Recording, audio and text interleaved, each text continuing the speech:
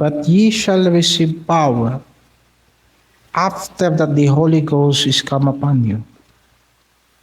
And ye shall be witnesses unto me, both in Jerusalem and in all Judea and in Samaria and unto the uttermost part of the earth.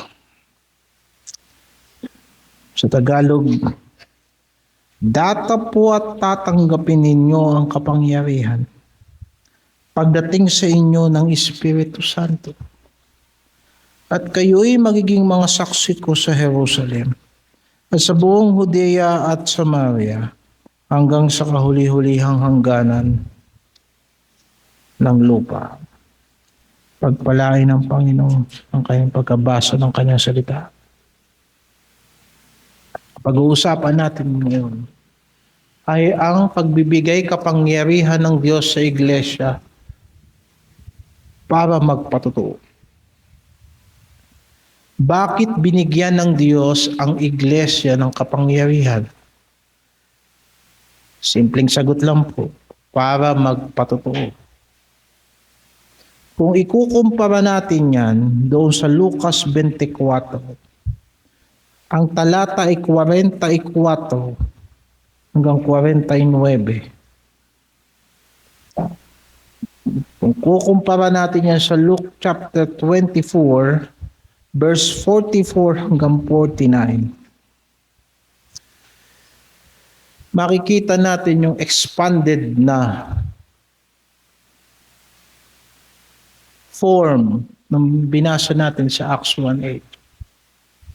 And he said unto them, These are the words which I spake unto you while I was yet with you, that all things must be fulfilled which were written in the law of Moses and in the prophets and in the Psalms concerning me.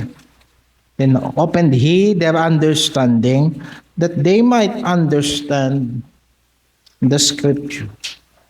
And he said unto them, Thus it is written, and thus it behoved Christ to suffer and to rise from the dead the third day, and that repentance and the remission of sins should be preached in his name among all nations, beginning at Jerusalem.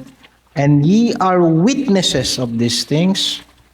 And behold, I send the promise of my Father upon you, but tarry ye in the city of Jerusalem until ye be endued with the power from on high. Now, pag pinagkumpara natin yung text natin ngayong umaga at itong binasa natin sa Lucas, makikita natin saan dapat magpatotoo ang mga apostoles.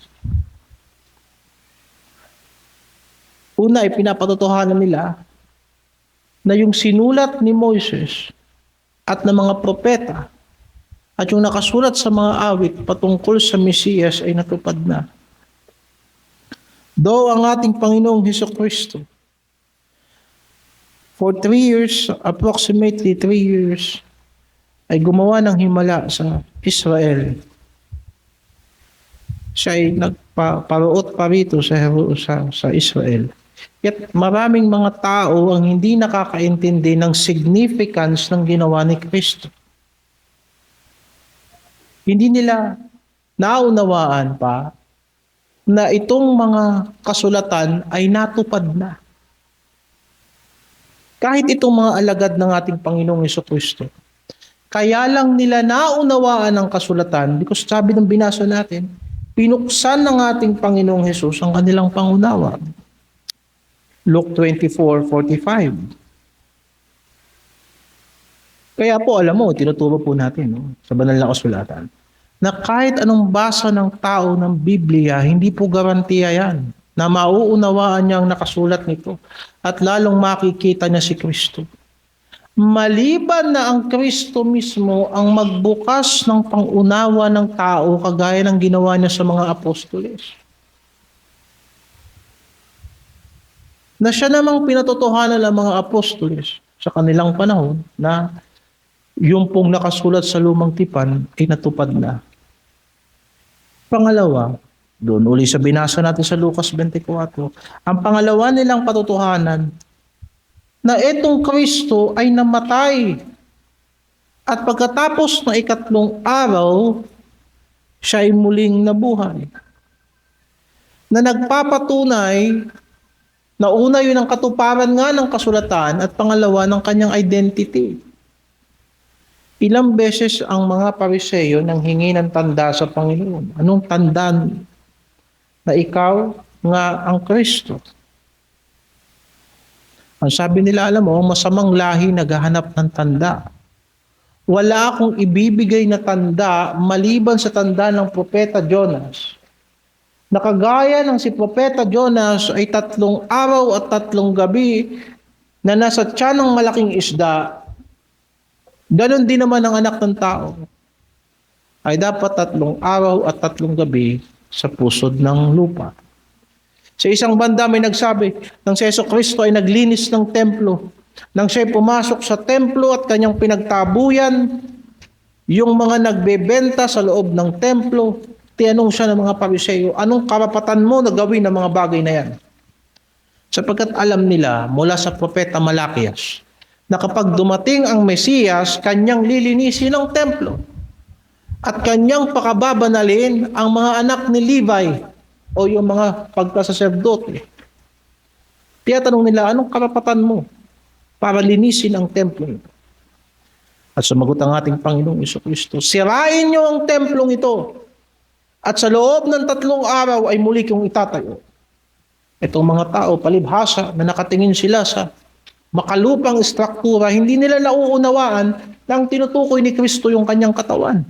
Anong sagot nila? 46 na taon naming itinayo ang templong ito. At during the time ng Panginoong Jesucristo, hindi pa yan tapos. Ongoing ang construction niyan during the time of Jesus. Natapos yan 63 AD. Natapos ang templo sa Jerusalem. Sabi mo kung ang Panginoong Jesucristo is around 30 AD, almost 30 years pa after natapos ang templo sa Jerusalem. Ang sabi ng mga historian, kapag tinamaan ng sikat ng araw ang templo sa Jerusalem na pinatayo ni Herodes, para kang nakakita ng bundok ng niebe, nagliliwanag sa malayo. Pero hindi nila napakinabangan na matagal because noong 70 AD, winasak ang templo. So sabi nila, 46 years naming tinayo ang templong ito, hindi pa tapos. O, di ba? Plus 30 something, 30 years, almost 70 years nilang tinayo yung templo. Pero ikaw, itatayo mo lang ng 3 araw? Na hindi nila nakita na ang templong binabanggit ni Kristo yung kanyang katawan. Walang ibang tanda na nagpapakilala kung sino si Jesucristo maliban sa kanyang kamatayan at sa kanyang muling pagkabuhay. Hindi ginamit ng Panginoong Jesucristo na tanda. Hindi nyo ba nakita nung pinanganak ako nagawitan ng mga anghel? Hindi niya ginamit na tanda. Anong hinahanapan nyo ako ng tanda? Pumunta kayo sa Middle East, hanapin nyo yung mga matatalinong tao doon. Binisita nila ako ng baby pa ko. At naghandog sila sa akin ng mga regalo. No. Hindi nyo ba alam nang ako'y ipinanganak, may bituin sa langit? Hindi yun ang tanda. Ang tanda ay ito. Si Jesucristo ay naparito na ipinanganak ng isang babae para mamatay para sa kasalanan ng tao. At siya ay muling nabuhay mula sa mga patay. At sabi ng Panginoon sa mga apostoles niya, kayo'y saksi sa mga bagay na ito. At pangatlo, na sinasaksihan ng mga apostoles, na ang tao ay dapat magsisi. Repentance and remissions of sin should be preached in His name among all nations. Sapagkat nagtakda ang Diyos isang araw na kanyang hahatulan ng sanlibutan sa katuwiran.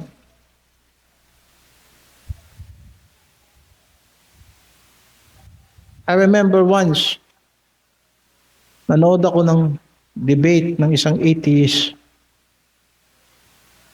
at saka ng isang Christian. Pag may nagtanong from the audience, ano sa palagay mo ang mangyayari kapag namatay ka? Ano mangyayari sa'yo pag namatay ka? Sumagot ang atheist, hindi ko alam. Ang kamatayan ay parang kagaya lang din ng baboyan na kinatay. Tayo ay karne lang. Kumikilos lang tayo ayon sa mga chemical sa ating utak. Walang buhay pagkatapos ng kamatayan. Hindi yan napatunayan ng siyensya. Walang ebidensya that there is life after death. Sumagot ang Kristiyano, I totally disagree. Meron ng isang namatay at muling nabuhay at bumalik para patunayan sa atin na may buhay pagkatapos ng kamatayan. And that's Jesus Christ. And that's the reason why you are a Christian. It's not simply because si Jesus Christ namatay para sa ating mga kasalanan. No. Siya ay muling nabuhay mula sa mga patay. Therefore, may kapangyarihan siyang magbigay ng buhay sa kanino mang gusto niyang bigyan ng buhay. To be a Christian is to live in the life of Christ. Because si Jesus Christ ay muling nabuhay mula sa mga patay at siya'y nabubuhay sa puso ng bawat isang tunay na sumampalataya sa Kanya. That's why we are a Christian. That's why there is a church. That's the reason bakit tayo nagpapatuloy sa pananampalataya. Why? Because at the end of this age, yung Kristo na yan na muling nabuhay mula sa mga patay at umakyat sa langit ay babalik at kanyang hahatulan ang mga patay at mga buhay. Pinatunayan ito ng Diyos sa atin na may paghuhukom sa dulo nang buhayin niya si Kristo mula sa libingan. At yan ay pinapatunayan natin na ang tao sa lahat ng dako ay dapat magsisi. Maraming bersyon ng Diyos sa sanlibutan, kailangan silang magsipagbalik sa tunay at buhay na Diyos. Marami ding ipinapangaral na Hesukristo sa sanlibutan. Dapat nilang makilala ang tunay at biblikal na Kristo. Sapagkat hindi lahat ng bagay, basta idikit mo ang pangalan ni Kristo doon, nagiging makadiyos ang bagay. Mababasa mo sa Biblia kung anong ginawa ni Kristo at anong itinuro ni Kristo at anong pinag-uutos ni Kristo sa kanyang mga apostoles. Na yan po ang itinuturo natin ngayon. Anong sabi ng kanta? My faith has found a resting place, not in device or creed. My faith has found a resting place, not in device or creed. Ano yan sa Tagalog? Di relihiyon ang saligan ng pananalig. Ang pananampalataya ko ay tanging kay Kristo. Meron pang isang kanta, kinakanta natin. Ang sinasabi, sa salita lamang ng Diyos, ang tiwala na tunay. Relihiyon, tradisyon ay nagbabago. Hindi ang katotohanan. Kaya sa atin ang pinagsasaligan ng ating pananampalataya, yung salita lang ni Kristo. Kung hindi yan itinuro ni Kristo, hindi po natin itinuturo yan. At kung hindi po natin itinuturo at hindi po yan itinuro sa atin sa banal na kasulatan, hindi po natin dapat gawin yan. Sapagkat hindi po kalooban ng Panginoon. Ang ating pong sundin ay yung kanyang sinasabi sa kanyang banal na kasulatan. Ngayon, patungkol doon sa pinagkaparehas ng Luke 24 na binasa natin, at sa Acts 1, may kita mo parehas na sinabi sa kanila ng Panginoon na maghintay kayo sa Jerusalem sapagkat kayo'y bibigyan ng kapangyarihan na galing sa langit. Na nilinaw sa atin sa Gawa 1:8 yung salitang, kapag ka dumating sa inyo ang banal na Espiritu, magkakaroon kayo ng kapangyarihan. Pag titignan natin diyan sa talatang yan, wala pong ibang gamit yung kapangyarihan na yan na ibinigay sa iglesia maliban sa magpatotoo sa mga bagay na sinabi na natin kanina. Ang pagpapatotoo po para kay Kristo ay hindi sa pamamagitan ng kapangyarihan ng tao. Ito po ay sa kapangyarihan ng banal na Espiritu. Baliktarin natin. At wala rin namang ibang manifestasyon ng kapangyarihang mula sa banal na Espiritu maliban na ang taong may banal na Espiritu ay magpapatotoo para kay Kristo. Sino mang may banal na Espiritu ay magpapatotoo tungkol sa biyaya ng Diyos. Marami pong relihiyon sa atin sa panahong ito pagka ang banal na Espiritu ay bumaba daw sa kanila kung ano-ano mga salitang hindi maintindihan lumalabas sa bibig nila. Paano ka makakapagpatotoo kung walang nakakaintindi? Kaya nga magpapatotoo ka sapagkat kung mali ang pagkakilala ng tao kay Kristo, dapat itama. At kung tama ang paniniwala ng tao kay Kristo, dapat niyang lakaran. Ngayon, paano mo mapapanindigan yung mga bagay na yan? Kung yung sinasabi mo, para ka lang bata na naglaro ng bibig.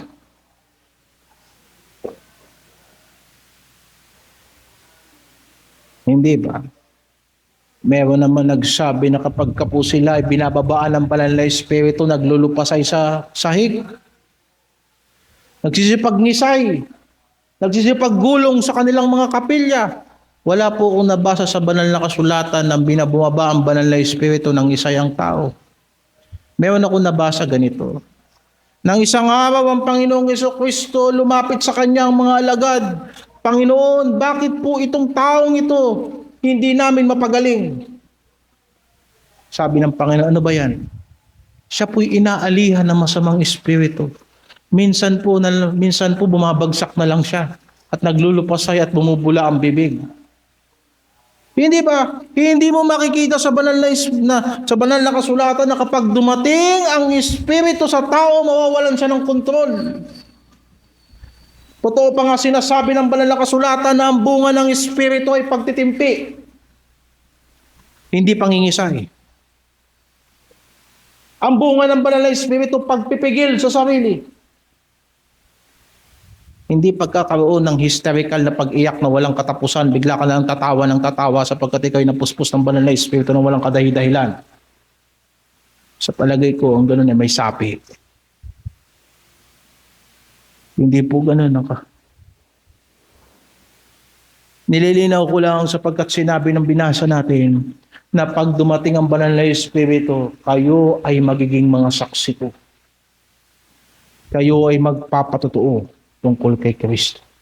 Sabi ng ating Panginoong Jesucristo. Ngayon, tingnan natin yung kapangyarihan na iyan. Dalawang bagay ang sisilipin natin sa talata.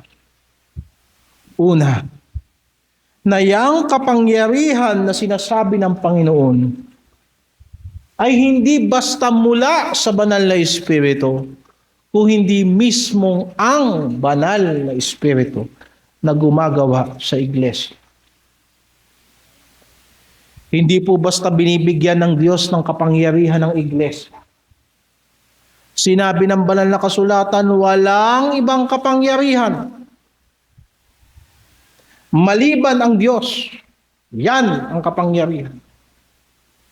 Kaya nang ang Diyos ay pumasa iglesia, ang Diyos ang kapangyarihan ng iglesia. Tandaan natin na ang tunay na presensya ng Diyos sa iglesia ay ang banal na Espiritu. Kung ano ang Diyos, ganun ang banal na Espiritu. Sapagkat hindi lamang Espiritu ang Diyos ay Espiritu. At ang Diyos ay nananahan sa iglesia. Basahin natin sa 2 Korinto 6:16. Itong mababasa natin. Ye are the temple of the living God, as God hath said, I will dwell in them and walk in them, and I will be their God, and they shall be my people. 2 Corinthians 6:16. Now, puntahan naman natin sa 1 Corinthians.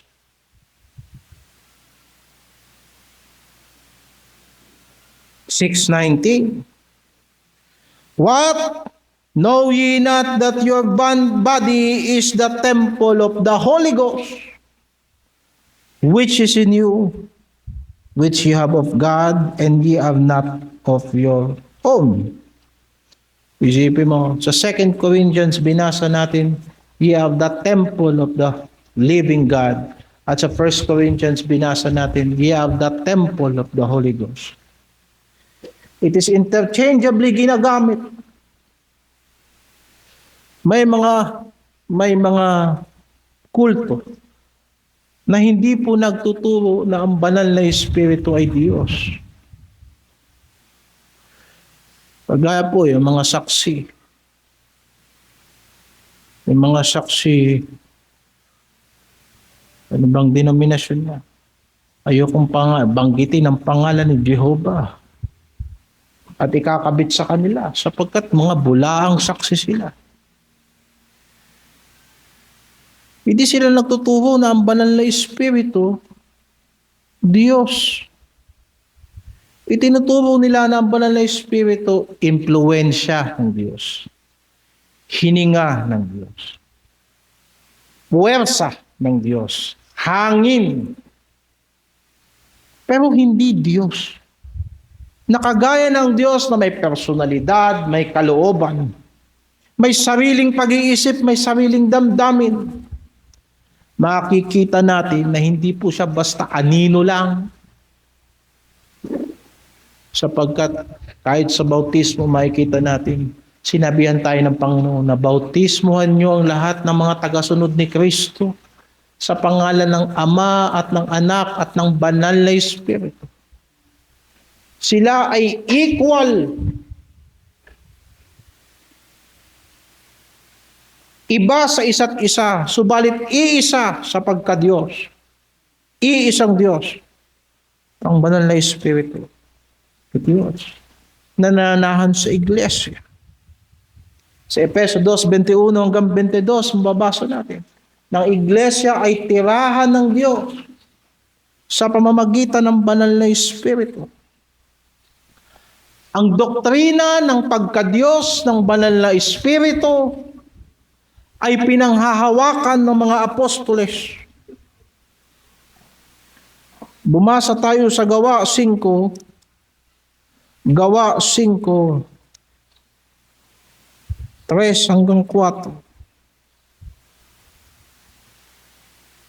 Nang si Ananias at si Sapphira ay nangako sa Panginoon na sila'y magbebenta ng lupa. At pag nabenta nila ang lupa, ang kanilang napagbentahan na ibibigay nila sa gawain ng Diyos. Ipinangako nila yun sa Diyos. Subalit nung nabenta nila ang lupa, hindi nila tinupad ang pangako nila sa Diyos. Kinupit nila yung parte ng kanilang pinagbentahan. Anong sabi ni Pedro? Talatang 3. Bakit pinuno ni Satanas ang iyong puso para magsinungaling sa Banal na Espiritu? Isipin mo, alam mo, kung ang Banal na Espiritu ay hindi persona, hindi ka makakapagsinungaling dyan.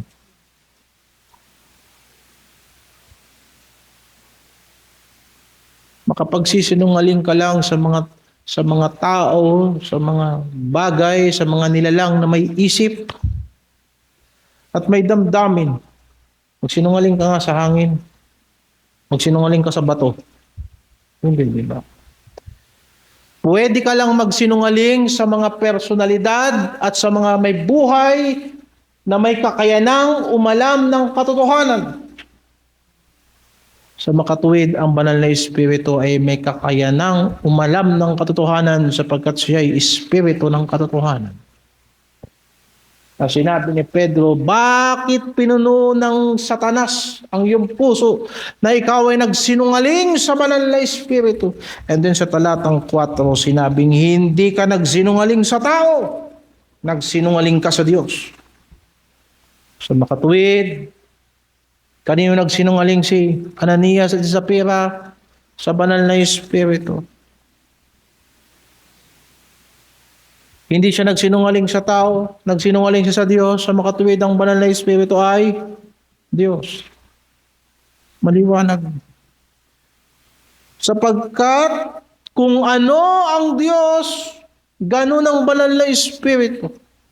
Upang maunawaan natin na pagka sinabi sa Gawa 1:8, magkakaroon kayo ng kapangyarihan, hindi basta para tayo mangisay rito at ma-inspired dito at makatikim tayo ng lakas.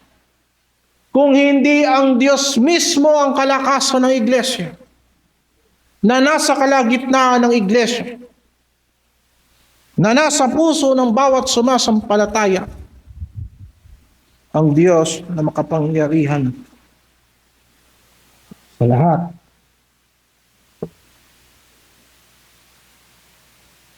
Maraming katangian ng banal na Espiritu na Diyos lamang ang mayroon. Pero bibigyan nating pansin sapagkat kapangyarihan ang pinag-uusapan natin, yung tinatawag na attributes na omnipotence.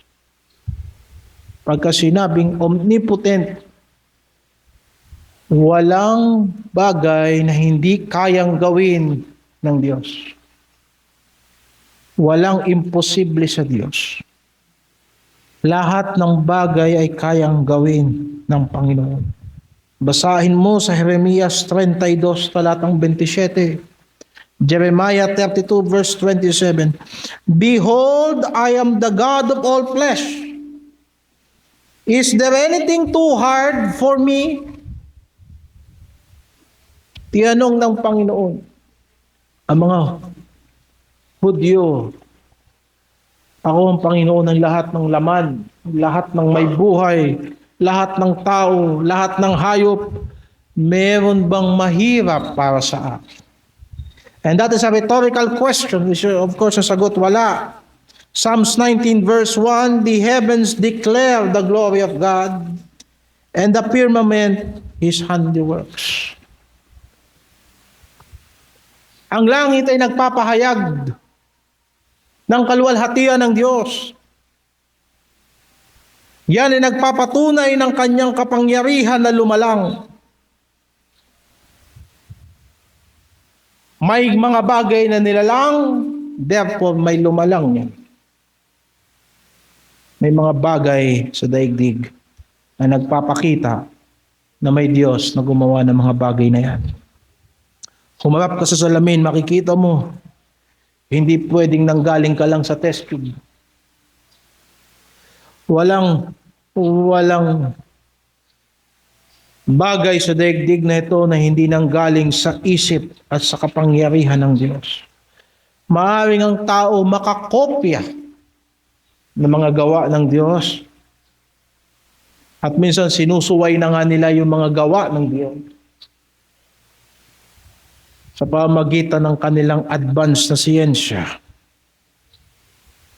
Pero hindi nila mababago ang katotohanan at kasayahan ng Diyos.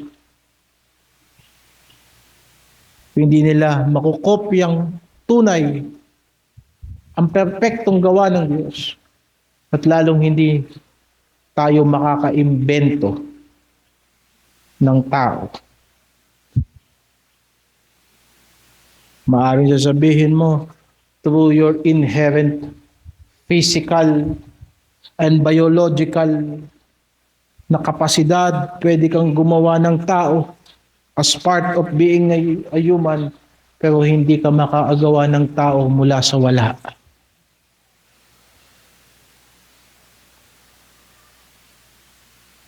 Nagpapakita po ito ng kanyang walang katapusang kapangyarihan at karunungan. Isaiah 40, talatang 28. Isaiah 40 verse 28.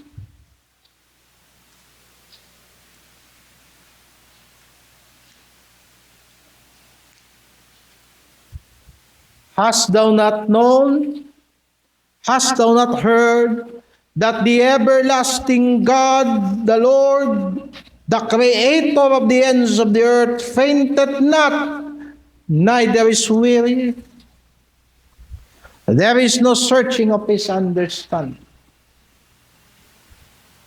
Nagtatanong ang Panginoon sa kanyang mga tao, hindi mo ba alam na ang Diyos na walang hanggan, siya na gumawa ng lahat ng bagay ay hindi napapagod at hindi nanghihina. Ang Diyos ay mayroong walang katapusang supply ng kapangyarihan. There was a time na hindi aware ang mga tao that it can be possible. Yang araw,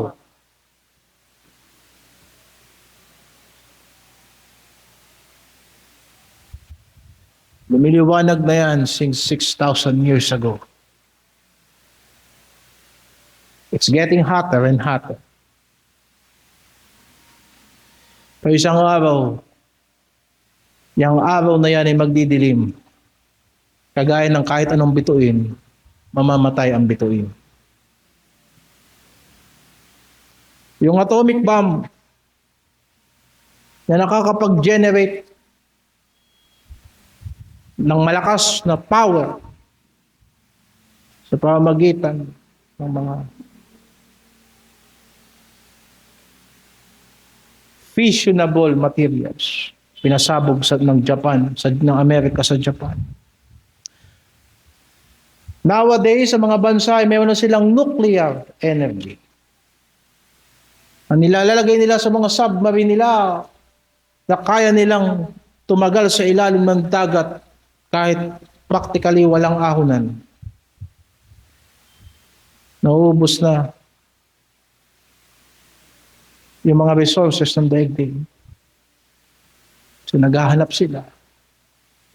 Pero of course, kailangan nilang umahon para maglagay ng mga pagkain sa loob ng submarine.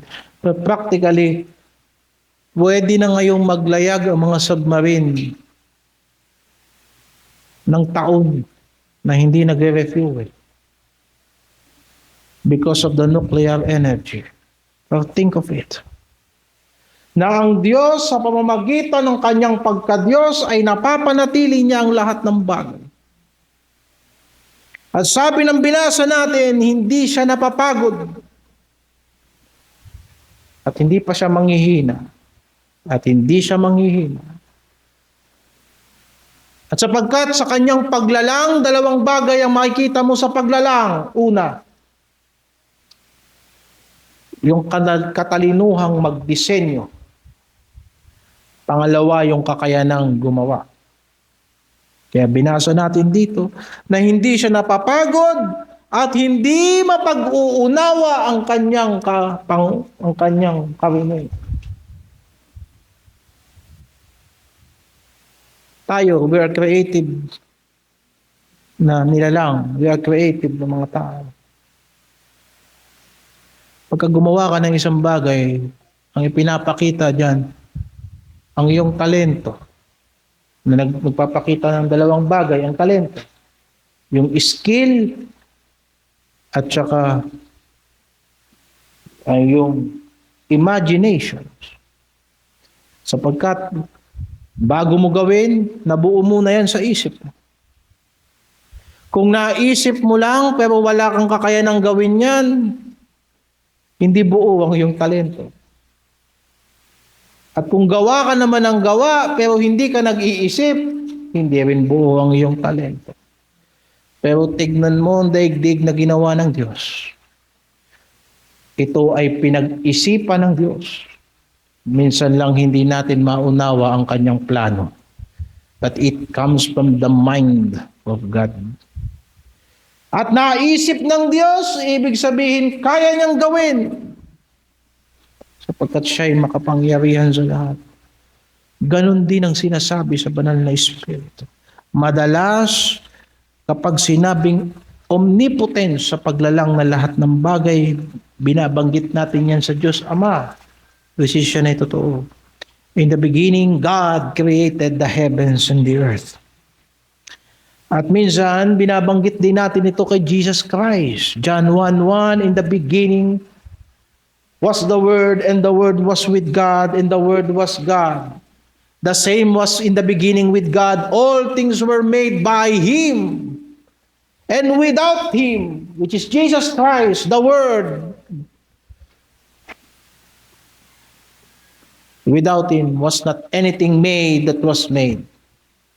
Sa Colossians 1:16 to 17 nakalagay diyan, lahat ng bagay, whether there be thrones or dominions, principalities and powers, all things were created by Him and for Him. And Jesus Christ, and He is before all things, and by Him all things consist. So ang Ama ay gumawa, ang Ama ay manlilikha. Ang Ama ay manlilikha, at ang Anak ay manlilikha din ng sanlibutan. Pero patungkol sa banal na Espiritu, alam mo ba na ang banal na Espiritu rin ay lumalang ng langit at lupa? On the second verse ng Bible sa Genesis 1:2, and the earth was without form and void, and the Spirit of God moves upon the face of the deep, and the face of the waters.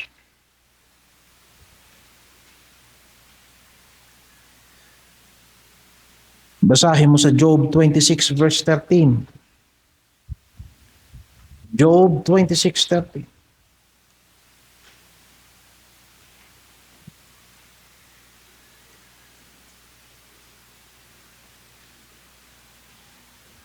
By His Spirit, He garnished the heavens. Sa pamamagitan ng Espiritu ng Diyos ay Kanyang dinamitan ang langit.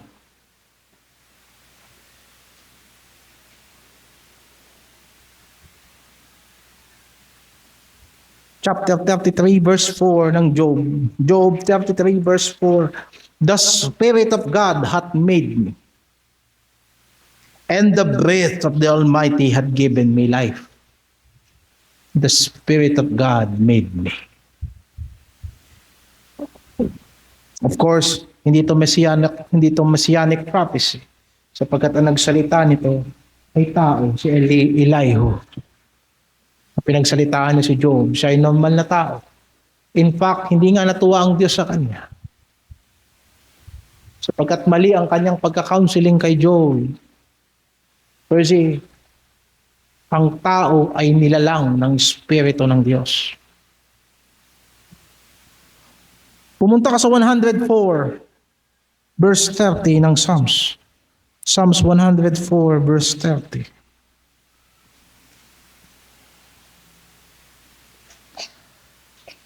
Thou sendest forth thy Spirit, they are created, and thou renewest the face of the earth. Kaya nababasa mo sa Genesis, anong ginagawa ng Espiritu ng Diyos doon? Nang panahon ng lahat ng bagay ay walang hugis, walang forma ang daigdig, at ang lahat ay kadiliman, nandun ang banal na Espiritong nagbibigay buhay. Kasama ni Jesucristo at ng Ama, sa paglikha ng sanlibutan. Now, anong punto ko sa mga sinasabi kong ito, mga kapatid, ngayong umaga? Sapagkat kung Espiritu ay Diyos at ang banal na Espiritu ay may kapangyarihan sa paglikha, ang kapangyarihan ng Iglesia ay ang Diyos na nananahan sa Kanya na may kapangyarihan sa paglikha. ang tinanggap nating kapangyarihan ay ang Diyos mismo na gumagawa sa loob ng iglesia, sa mga buhay ng mga bahagi ng iglesia.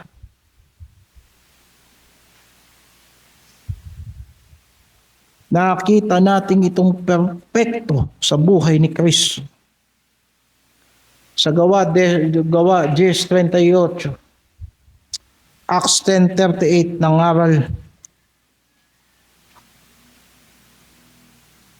nangaral si Pedro kay Cornelio. Verse 38, how God anointed Jesus of Nazareth with the Holy Ghost and with power, who went about doing good and healing all that were oppressed of the devil, for God was with him. Nakita natin si Jesus Christ na sa kanyang pagkakatawang tao ay naging tunay na tao. Bakit pinahintulutan ito ng Diyos? Para maunawaan natin ang isang bagay na ang Diyos ay maaari at dapat kumilos kasama ng tao at sa pamamagitan ng tao. Bagamat sa pagkakatawang tao ni Hesukristo, nililinaw ng banal na kasulatan, hindi niya inalis ang kanyang pagka-Diyos. Kung hindi nagtaglay siya ng katangian ng isang tao. Pero kung iisipin mo kung si Hesukristo nang nasa lupa ay Diyos,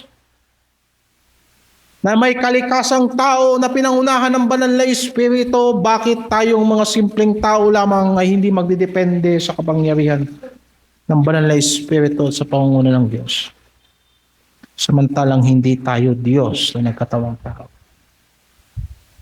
Tayo ay taong ipinanganak, taong mamamatay, tao sa bagong langit at bagong lupa, tao. Pero si Hesukristo hindi. Siya ay Diyos magpasawalang hanggan. Bago ang lahat ng bagay, siya ay Diyos. Ipinanganak siya ng birhen para magkaroon siya ng katawang lupa. Pero inalis ba ni Kristo ang kanyang pagka-Diyos? Hindi. Paano niya aalisin ang kanyang pagka-Diyos? Yan ang kanyang tunay na kalikasan. Nandun siya sa sinapupunan ng Ama, kasama ng Diyos. So ipinakita sa atin kung paanong ang Diyos ay dapat manguna sa tao sa pamamagitan ng ating Panginoong Hesukristo.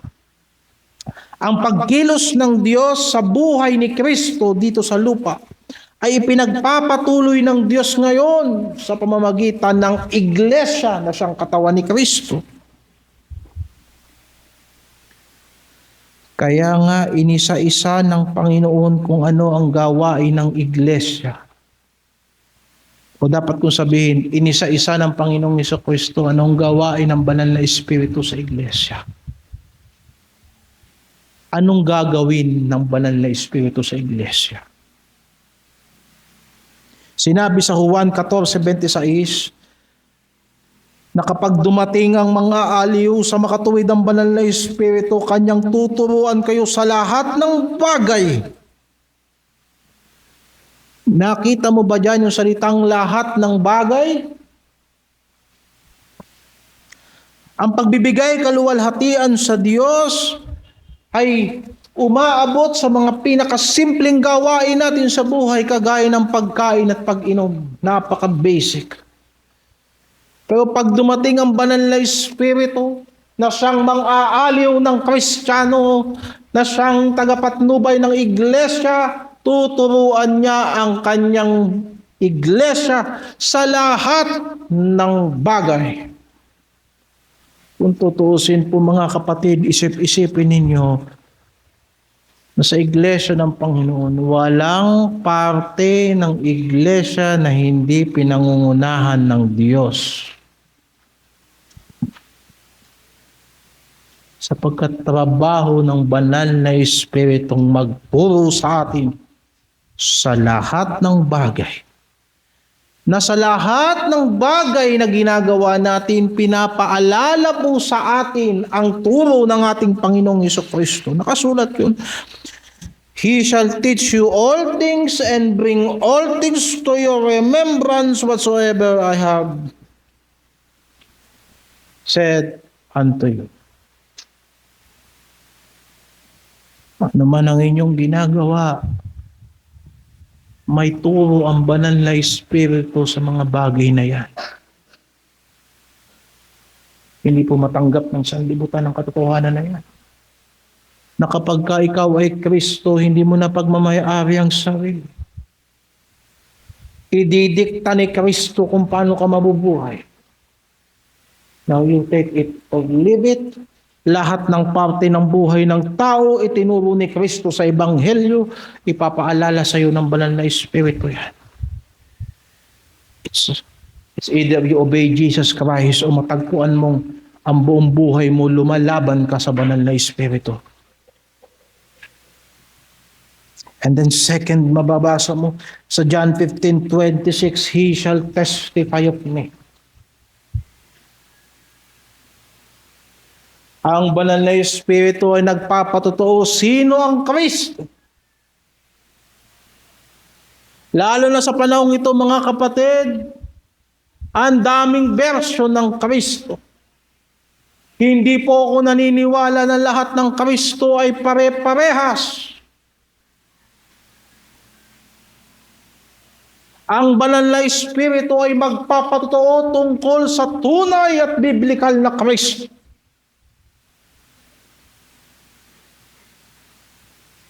Sapagkat kung iisa lang ang Diyos, iisa lang ang Kristo. Sapagkat mayroong iisang Diyos at iisang tagapamagitan sa Diyos at sa tao, ang taong si Jesus. Kung iba ang Kristong iyong lalapitan, ibang Diyos ang iyong mapupuntahan. Kasing simple lang niya. Kaya po, ang banal na Espiritu ay nagpapatotoo. Hindi po ako naniniwala na ang tunay na Kristiyano ay maliligaw ng pagkakilala kay Kristo. Bakit? Sapagkat sinabi mismo ng Panginoong Hesus, nakikilala ko ang aking mga tupa at naririnig nila ang aking tinig. Hindi nila papakinggan ang estranghero. Iisa lang ang pinto na pinapasok ng mga tupa. Hindi porket nakalagay yung pangalang Christ ay Kristo agad. Sapagkat may biblical na Kristo. At nagpapatotoo ang banal na Espiritu. At tandaan mo ang banal na Espiritu at ang sanlibutan kahit kailan hindi magkakasundo. Gusto mo basahin natin?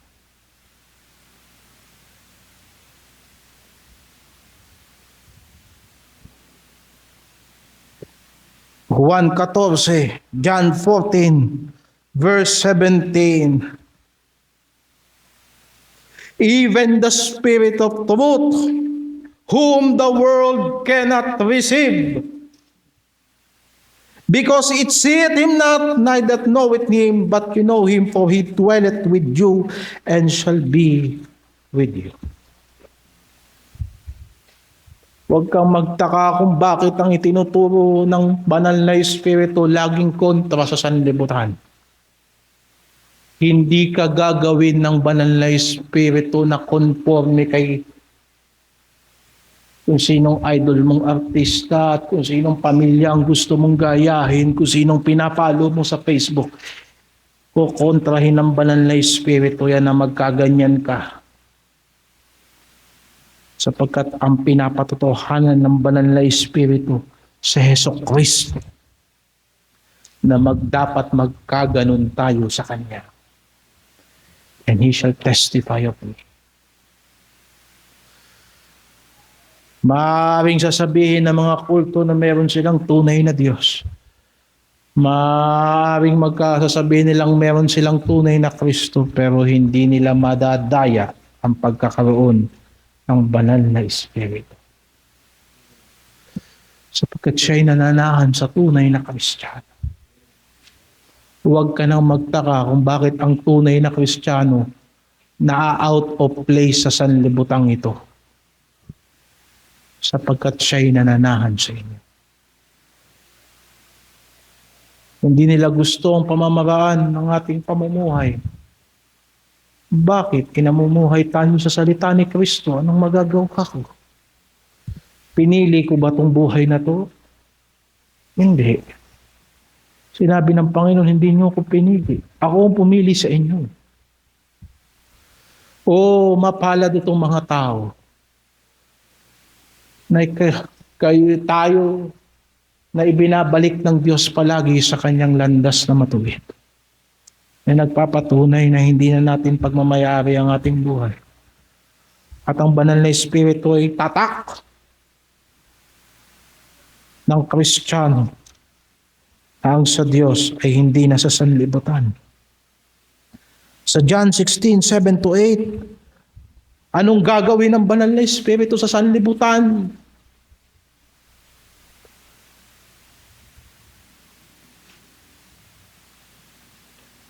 Anong gagawin ng banal na Espiritu sa sanlibutan?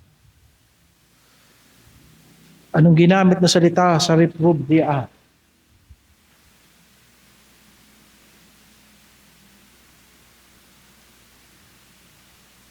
John 16:7-8. Anong salita ang ginamit?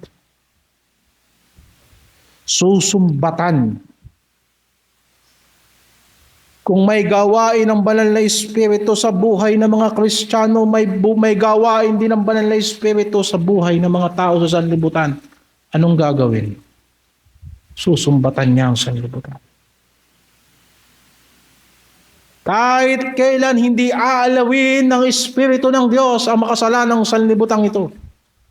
Pagkususumbatan tanga ng Diyos ang sanlibutan sa kasalanan. Because hindi sila sumampalataya kay Kristo. Sinasampalatayanan nila yung Kristo na gusto nila. Pero hindi yung Kristo na nasa banal na kasulatan na nagsabing, limutin mo ang iyong sarili, buhatin mo ang iyong krus, sumunod ka sa akin. Gusto nila yung Kristo nagtuturo ng kabaklaan at self-love.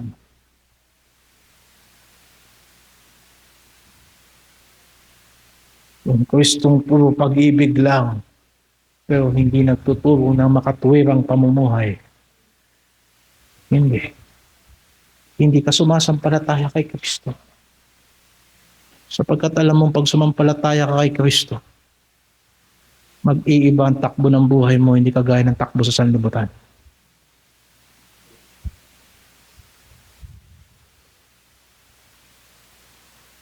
We have seen in the gospel, 4 fishermen, nang sumunod sila kay Kristo, naging mayaman ba sila? Hindi. Pero isa lang ang sigurado, hindi na nila ginagawa yung dati nilang ginagawa nung hindi nila kilala si Kristo. Dahil ako sinabi ng kanta, for He will change your life and set your spirit free. Pinapaniwalaan ng sanlibutan yung Kristong gusto nilang paniwalaan. But when they are confronted by the Christ na nakasulat sa Bible, they will be offended. And do you think kapag kung sakali, halimbawa na bumaba ang Panginoong Hesukristo at maglibot siya sa mga nagsisimbang gabi at makikita niya mga bata na namamalimos sa gabi ng kalsada,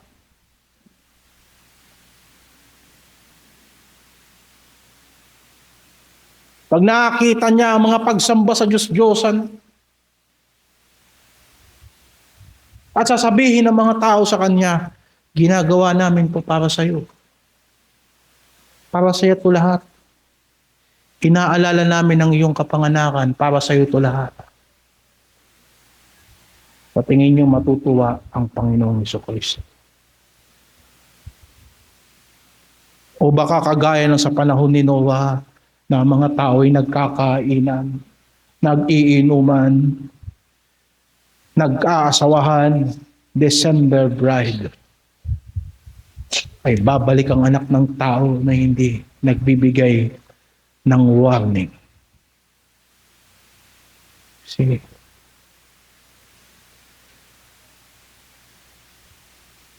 At kanyang susumbatan ng sanlibutan sa katwiran, because wala nang ibang katwiran maliban kay Kristo. Si Kristo umakyat na sa langit.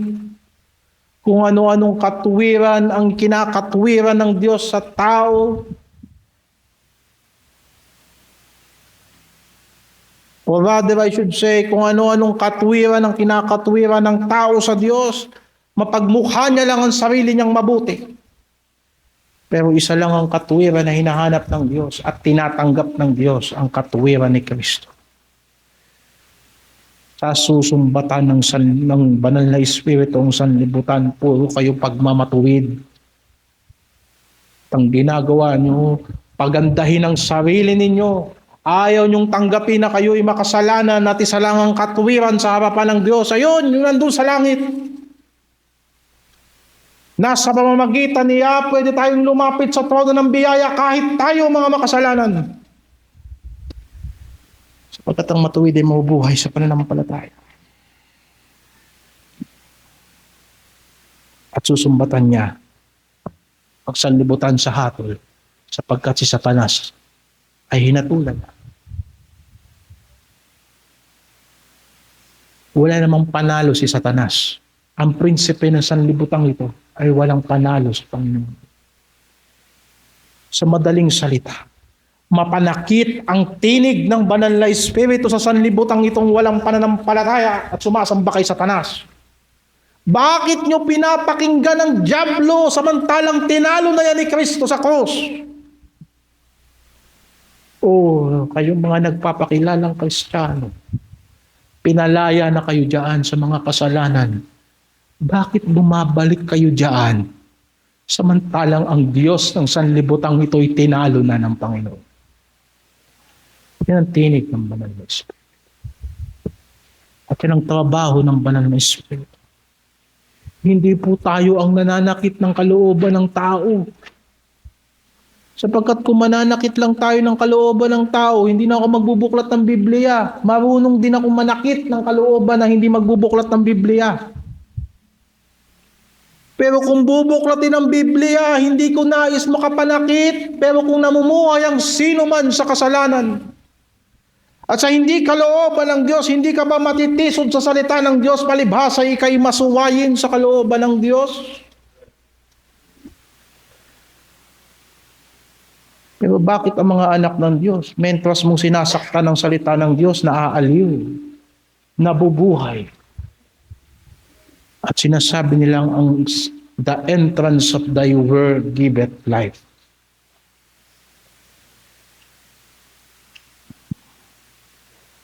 John 16:30 nakasulat na ang banal na Espiritu ang siyang mangunguna sa atin sa lahat ng katotohanan. So that hindi tayo aalis sa landas ni Kristo. Because Jesus is the way, the truth, and the life. At kung ang banal na Espiritu ay mangunguna sa atin, hindi niya tayo ilalayo kay Kristo. Hindi niya tayo ilalayo sa landas, sa salita ni Kristo. Papanatilihin niya tayo dyan at aaliwin niya tayo dyan sa lahat ng kahirapan ng iglesia.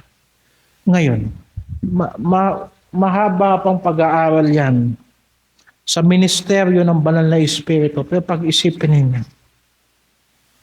kung ang banal na Espiritu ay Diyos at ang Diyos mismo ang nagtuturo sa tao, sinong tao ang hindi matututo? Kung talagang tinuruan ka ng Diyos, hindi ka ba matututo?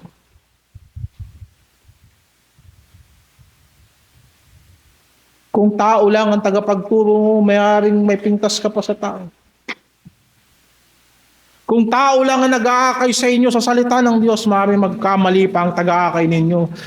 Pero kung ang banal na Espiritu ang tagapagturo natin at tagapagpaalala sa atin ng salita ni Kristo, makakalimutin ako, makakalimutin ka, pero hindi makakalimutin ng Diyos. Ipapaalala niya sa iyo kung anong dapat maalala mo.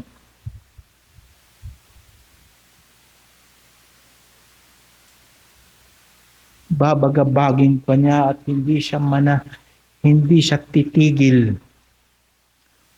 Kung yung alarm clock nga matapat iset mo yung oras, mag-ring siya sa oras. Maliban na mamatayan ng battery. At maliban halimbawa, kapag ka nagising ka, pinatay mo siya. Pero kung halimbawa ang alarm clock mo, para gawin ang mga bagay na pinagagawa sa iyo ng Diyos ay Diyos mismo. At nagpapaalala sa iyo, manalangin ka. Na huwag pumasok sa tukso. Kung ang banal na Espiritu mismo, ang Diyos mismo magtuturo sa iglesia, saliksikin ninyo ang banal na kasulatan. Hanapin ninyo ang kaharian ng Diyos, ang kanyang katuwiran. Hindi ka ba matututo kung ang Diyos na mismo nagtuturo sa iyo? Kagaya ng sinasabi ng banal na kasulatan at sila'y lahat ay tuturuan ng Diyos. Lahat sa makatuwid ng natuto sa Ama ay lumalapit kay Kristo. Isipin ninyo mga kapatid, kung ang Diyos na mismo ang nagpapatutuo patungkol kay Kristo sa iyong pag-iisip, sa iyong puso, hindi mo ba makikita kung ang Kristong sinusundan mo ay talagang yan yung Kristo sa banal na kasulatan? Hindi mo ba nakikita na yung Kristong binabanggit ng mga tao sa sanlibutan na hindi totoong Kristo? Kung ang banal na Espiritu na mismo ang nagbibigay sa iyo ng turo, higit sa lahat, kung ang banal na Espiritu na ang sumusumbat sa iyo, hindi ka ba magsisisi?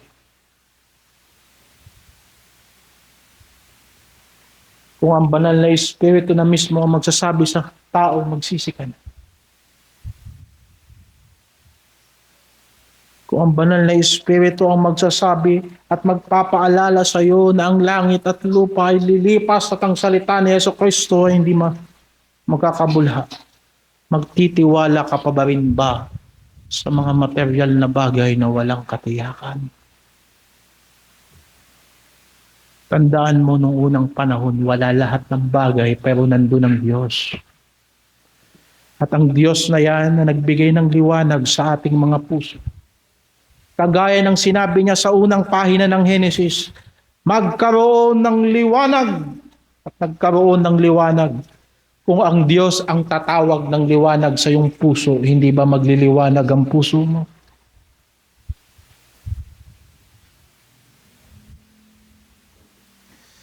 Isipin mo, kung ang Diyos ang papatnubay sa iyo, maliligaw ka pa ba? Kapag ang tupa ay naligaw, hindi ba siya hahanapin ng mabuting pastol? At kung nawala ka at hinahanap ka ni Kristo, hindi ka ba niya makikita? Siya na nakakaalam ng lahat ng bagay. Makakapagtago ka ba sa Kanya kung pinangungunahan ka ng Espiritu ng Diyos? Ngayon mga kapatid, kung ang kapangyarihan ng iglesia ay mismong ang makapangyarihang Diyos na nananahan sa iglesia, siya ay may kapangyarihang bumuhay ng patay sa kasalanan. Siya ay may kakayanang magbago ng puso ng tao. Kaya niyang gawin ang anak ni Satanas, ang taong pinaglihi sa kasalanan at pinaglihi sa impyerno, ay kaya niyang gawing anak ng Diyos sa pamamagitan ng kapanganakang muli. At kaya niya silang ingatan hanggang katapusan sapagkat ang Espiritu ng Diyos ay Diyos na makapangyarihan sa lahat. At kaya niya tayong wangisin sa imahe ni Kristo. Kagaya ng si Maria ay nagbuntis, sinabi ni Maria, paano ako mabubuntis? Wala akong asawa. At sinabi ng anghel, ang kapangyarihan ng banal na Espiritu ay lulukob sa iyo. At ang banal na bagay na bubuuin sa tiyan mo ay tatawagin anak ng Diyos. Kung kakayanan ng banal na Espiritu na bigyan ng katawang lupa si Kristo sa lupang ito, hindi ka ba niya kayang hubugin sa imahen ni Kristo?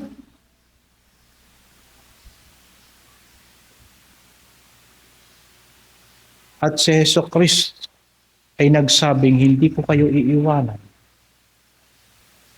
Sasamahan ko kayo hanggang katapusan ng lupa. Ano ang real presence ni Christ? Ang banal na Espiritu. Hindi hostya. Hindi hostya ang tunay na presensya ni Kristo sa pagtitipon. Hindi tinapay. Ang tunay na presensya ni Kristo sa iglesia ay ang pananahan ng banal na Espiritu. Kaya mali ang mga pari. Anong sinabi ni Kristo? Maniwala ka na ako ay sa Ama at ang Ama ay sa akin. Ngayon, ilagay mo yan sa tinapay. Maniwala ka na ang Ama ay sa tinapay at ang tinapay ay sa Ama.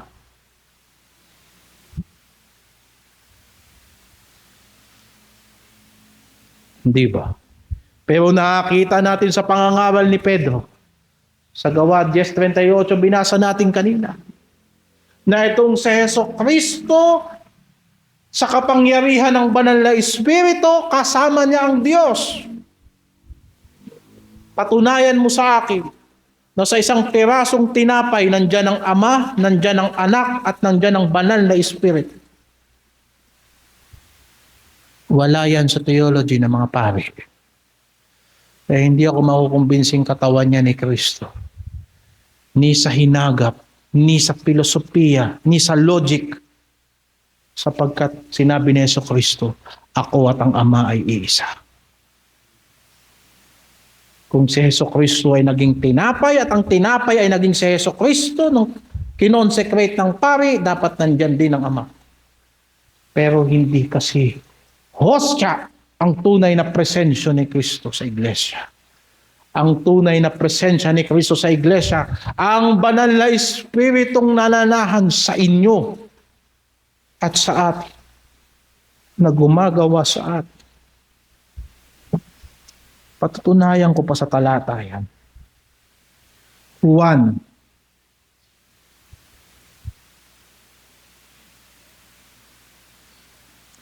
Katorse, 16 hanggang 18. At dito ako magtatapos saglit sapagkat mamayang gabi itutuloy ko yung pangalawang puntos. Na ang kapangyarihang ito ay nahayag sa iglesia. And I will pray the Father, and He shall give you another Comforter, that He may abide with you forever. Kaya po tayo Trinitarian. Ha? Si Jesus nanalangin sa Ama na magpapadala ng ibang mga alyo. Di po tayo oneness. Sa ibang bagay, ituturo po sa inyo sa doctrine class. So, pwede kayo magtanong mamaya sa doctrine class. Pero, to prove the point, verse 17, even the Spirit of truth, whom the world cannot receive, because it seeth him not, neither knoweth him, but ye know him, for he dwelleth with you, and shall be with you. I will not leave you comfortless. I will come to you. Hindi ko kayo pababayaan, hindi ko kayo iiwan na walang kaaliwan. Pupuntahan ko kayo. At ang banal na Espiritu, ang presensya ni Kristo sa iglesia. Hindi rin ang Papa sa Roma ang kahalili ni Kristo sa lupa. Ang kahalili ni Kristo sa lupa, hindi ko nga pwedeng sabihin kahalili. Sapagkat si Jesucristo hindi nagbabago, hindi napapalitan. Pero kung paano pinangungunahan ni Kristo ang kanyang iglesia, sapagkat ang banal na Espiritu ay Diyos na nananahan sa iglesia. Ito yung pag-isipan nyo mga kapatid. Sa langit may trono ang Diyos. Kung saan pinaghaharian ng Panginoon ang lahat ng bagay. Kung sa iglesyang ito at sa iglesia ng Panginoon, nandun ang banal na Espiritu na siya mismong Diyos. Hindi ba ang iglesia ay kagaya rin ng trono ng Diyos sa lupa? Mula kung saan ang kautusan ni Kristo ay dapat ipangaral. Kapag ang hari ay umupo sa trono at magsasalita siya sa lahat ng kanyang mga nasasakupan, makikinig ang lahat sapagkat magsasalita ang hari mula sa kanyang trono. Kung ang banal na Espiritu ay nangusap sa atin sa pamamagitan ng kanyang salita at ang iglesia ay nagmimistulang trono ng Diyos, na kung saan mula rito ang salita ni Kristo ay dapat ipangaral. Na kung saan ang lahat ng tao ay dapat maglingkod kay Kristo sa pamamagitan ng salita ni Kristo, hindi ba lahat ng tao dapat sumunod sa salita ni Kristo? Pero tatanggi sa libutan. Sapagkat sila'y nasa kaharian ni Satanas. Ipanalangin na lamang natin na gumawa ang Diyos ng bagong tao sa kanilang kalooban na sila'y ipanganak ng muli. Anong sinabi kanina sa Job? Ang Espiritu ng Diyos ang bumuo sa akin. Ang tinutukoy doon yung katawang lupa ng tao. Hindi ba? Kung kaya ng Diyos gumawa ng alabok na gawing tao, hindi niya ba kayang gumawa ng bagong nilalang?